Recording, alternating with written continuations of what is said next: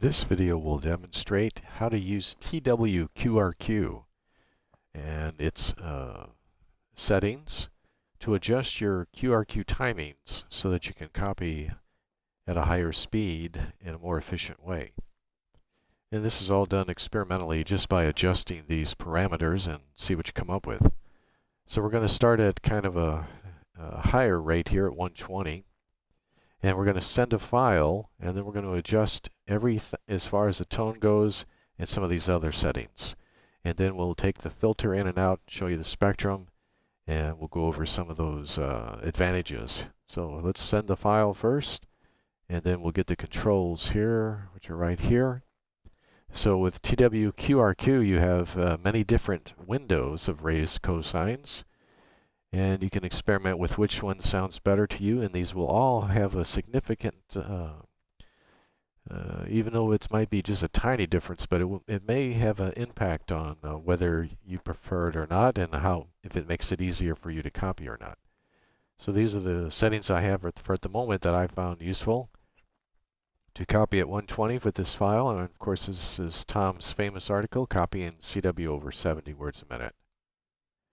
And I'm going to adjust it here so you can hear it, and then I'll make the adjustments on the TWQRQ.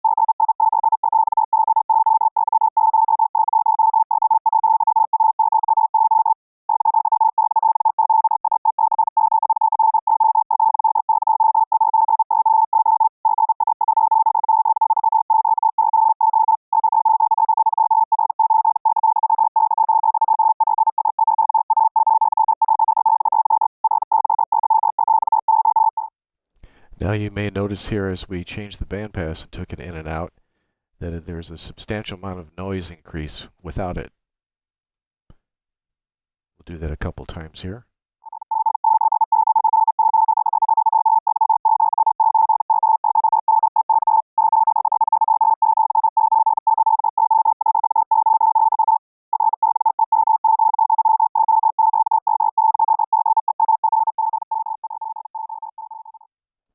That pretty much covers the advantages that I found on using TWQRQ with two different types of weight. Weight by the same increment for dot and dash in a millisecond or so, increments of milliseconds, and then by ratio. And the different windows of raised cosine edges seem to make a difference. Some feel a little bit lighter, a little bit heavier. I felt the hamming was the smoothest. Of course, you have to adjust each one a little bit differently as far as these ratios go here between weight in milliseconds and weight in percentage. And then we tried to find the right rise and fall time with all that. So these settings are very unique, especially the weight by a millisecond, since I felt that this added a great amount of increase in how making it a little bit easier to copy it, to kind of clear it up, clear out some of the QRN fog or some of the QRM noise, just like the bandpass filter does here. So without this bandpass filter, there was quite a substantial amount of percussive noise added, so you're going to get this drumming. And once you get to about 130 or so, you're going to notice a bass note start to kick in, a real low bass note, and it goes up from there, the higher you go above that. So just a shout out to TWQRQ, and a very useful piece of software for Linux. And you'll have to write the author, and that'll be in the show notes, on how to get this version. Thanks for watching.